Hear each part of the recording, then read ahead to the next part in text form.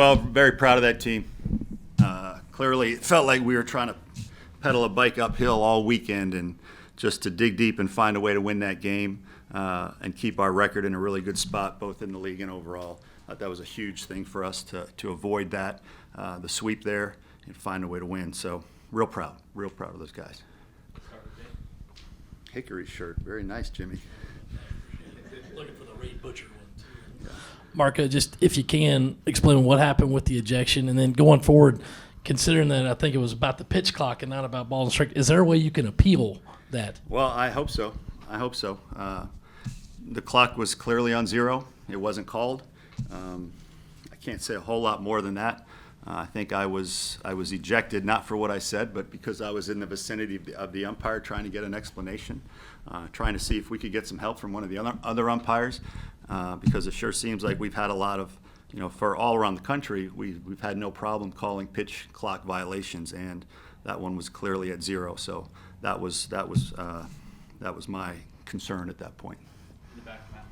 Yeah, Coach, how proud were you once you had to go back there to see them be able to pull out that? And is there a part of you when that happens that hopes that that's maybe a spark for them to shift the momentum? Yeah, sure, absolutely. Once it happens, I did not go out there with the intention of getting thrown out, but once you do, then you have a few minutes in the dugout, to try to say, hey, let's try to use this. Let's try to use it as whatever if we need a jump start but I'm not taking any credit for that win. It was the players. It was everybody in that dugout. Coaches did a nice job making decisions in that game. So I'm not taking any credit for that, but I'm just glad we won.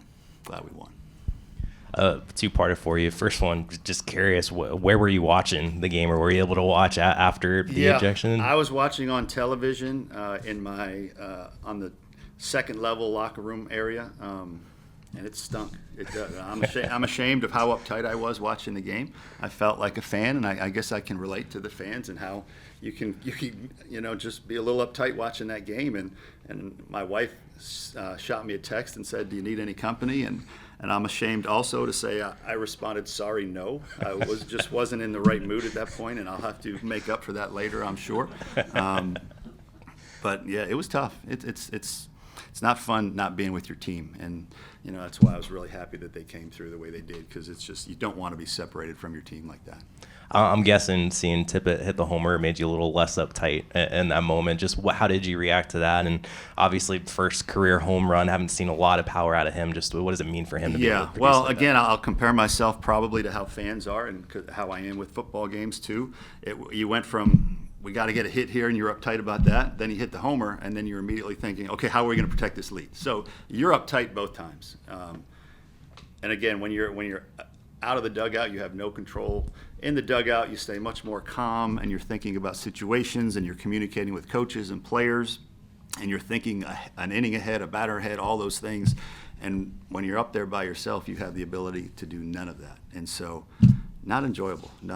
So again, I'll just defer back to, I'm glad so many guys did so many great things to make that happen. The pickoff from French was huge, and Veach getting out of bases loaded jams was huge, and Tippett's defensive play with the bases loaded coming in on a slow hopper when he started to play on the shortstop side was huge.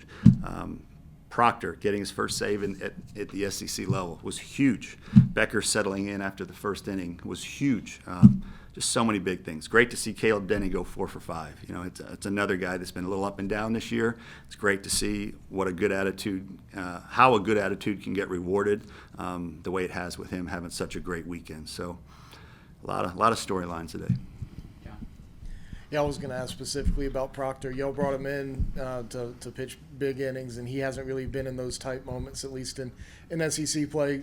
Did you know that he was going to come in, or did you see it on TV like the rest of us? I'll tell you another funny anecdote, because you're not supposed to communicate with the dugout, and I follow the rules, so I was not communicating with the dugout there.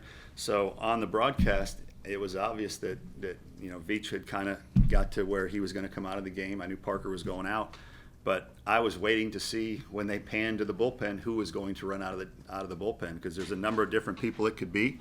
And when they showed that it was Proctor, I had confidence that he could get the job done. I'm sure, Kate Austin was another guy they were thinking about at that time, and a couple other guys it could have been. But Proctor has been really good, for about the last month, and I thought it was a good decision.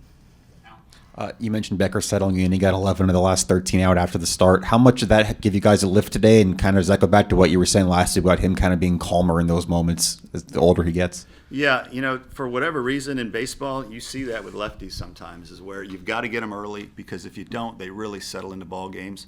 And he appears to be, right in that, in that vein. Once he settled in, he was really good. 11 of the last 13. You said I didn't know that. I didn't know it was that good, but that's pretty darn good. And early in the game, it looked like he might only give us 3. So the fact that he got the last 2 innings, got us the 4th, got us the 5th, and got those extra 6 outs were 6 outs we didn't have to get at the end, because you could see, in an 8-7 ball game, you're fighting to get those last few outs. And the fact that Matthew had already gotten 6 of those earlier in the game was huge for who we could use late. What were some of the differences you were able to see with just the way your team was able to, move runners over and drive runs in with runners in scoring position compared to the past 2 days? Well, I mean, it was a grind all weekend. Let's not kid ourselves. We still left on base 12 today, but it was just a combination of they did a good job. They made pitches. Their defense is really, really good. Probably the best defense we've seen this year in terms of speed, athleticism. I don't know. It says they made 3 errors today. I don't even remember the errors. I know one of them was the pickoff, I think. I can't even remember the other ones, but that's a really good defensive team that we played. And you just have to keep grinding those at-bats out, because at some point, and again, when you don't have Wimmer coming up 5 times, you don't have LeCroy coming up 5 times, you don't have McGillis coming up 5 times, you need guys to step up. And French had a couple big hits, and Tippett had the huge hits. So just a combination of all of those things that, again, sometimes you just have to find a way to win anyway. Aside from what happened today, is the pitch clock thing something an umpire should just not miss, because the clock is sitting right out there in front of him? It's not moving. It's not like a call at a base or down the line or something like that. It's there that you can see it, and when it goes to 0, it goes to 0. Well, number one, I'm not going to let you bait me, Phil. Number two, umpires have a very tough job. Especially the home plate umpire. He has so many things he has to keep track of. So where I think we should move into the future is to find a way so that one of the umpires who has a great amount of fewer responsibilities in a game, aside from the home plate umpire, should be responsible for that. Whether there's multiple clocks around the park, because in our park the pitcher doesn't see the pitch clock, and so there's everybody is doing it different right now. We need to find some consistency to how it's done and how it's enforced, and I think we will as we move forward.